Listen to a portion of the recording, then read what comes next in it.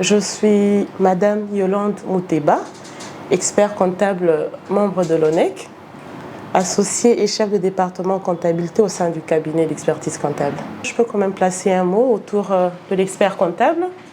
C'est qui un expert comptable? L'expert comptable est un professionnel de la comptabilité, un professionnel du chiffre, comme j'aime bien le dire, qui, n'est-ce pas, exerce son activité sous forme de profession libérale. En d'autres termes, il fait de son activité son gagne-pain, je veux le dire comme ça.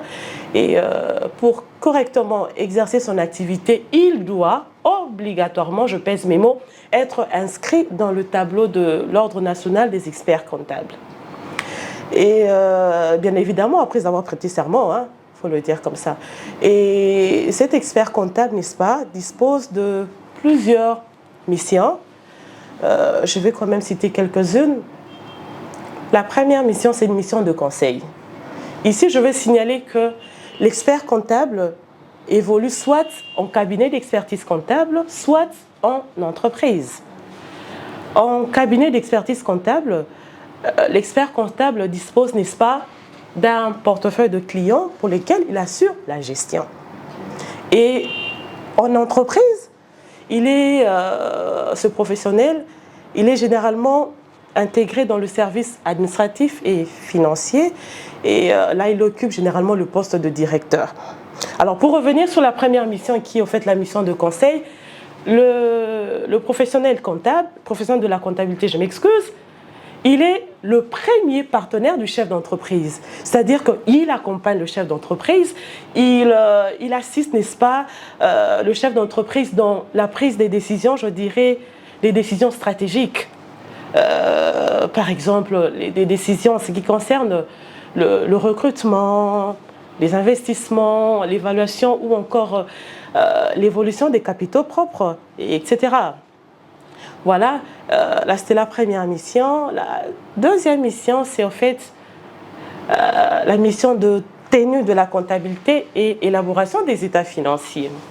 Alors, qui dit état financier dit bilan, compte de résultats, tableau de flux de trésorerie et notes annexes. Alors, l'expert comptable, en élaborant ces états financiers, il sera obligé de les signer. Vous allez comprendre avec moi que quelque part, il va engager sa responsabilité pénale. Et la dernière mission, en fait, c'est une mission d'audit contractuel.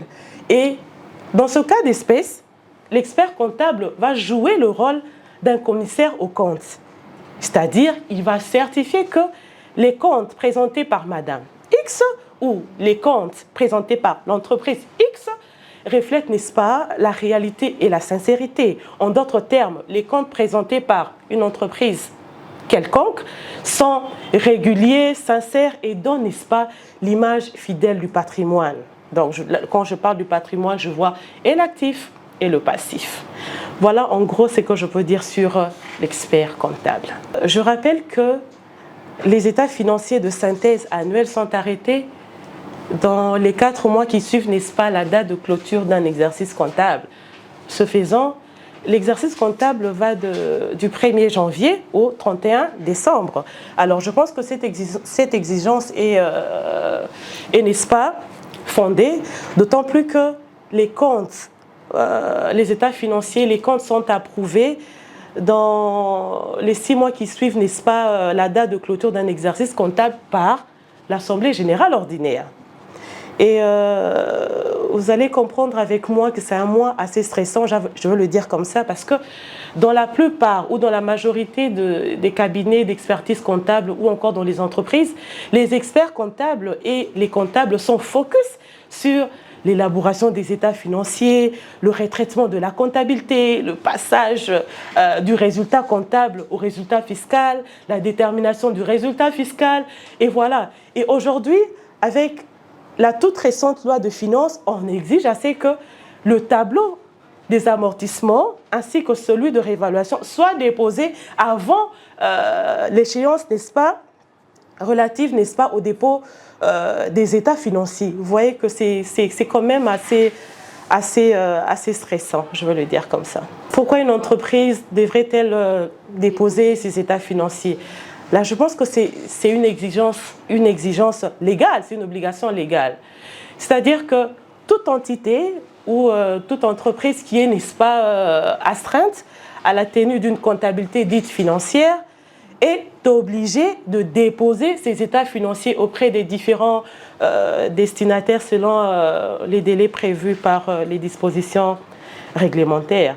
Et aujourd'hui, nous avons, je veux dire, 3 ou 4 services qui sont habilités à réceptionner les comptabilités des contribuables. Nous avons la régie financière, la direction générale des impôts. Nous avons également le Conseil permanent de la comptabilité au Congo et le ministère de l'économie, je pense même au niveau du RCCM aussi. Oui, je disais, il y a des services qui sont habilités à réceptionner, n'est-ce pas, les états financiers des contribuables. Alors, pour la DGI, c'est déjà ce mois-ci. Donc, nous sommes le 30e, nous sommes le 24 aujourd'hui, et l'échéance pour cette année est fixée au 28 avril pour le dépôt des états financiers au niveau de la régie financière, la Direction générale des impôts.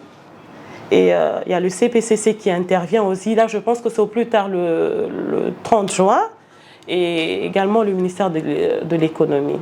Avant de répondre à cette question, j'aimerais quand même rappeler quelque chose. En ce qui concerne l'obligation légale de déposer ces états financiers-là.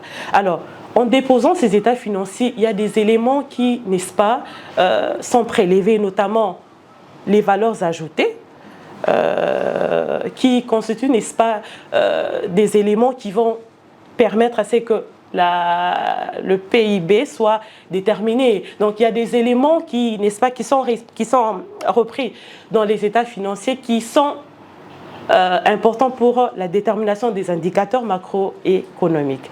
C'est le produit intérieur brut, c'est l'ensemble des différentes valeurs ajoutées qui sont, n'est-ce pas, contenues dans les états financiers que déposent les différents contribuables auprès des services que j'ai cités tout à l'heure. Un mot de la fin, voilà, je suis contente qu'on puisse quand même penser à nous, experts comptables, ça nous fait du bien. Là, nous sommes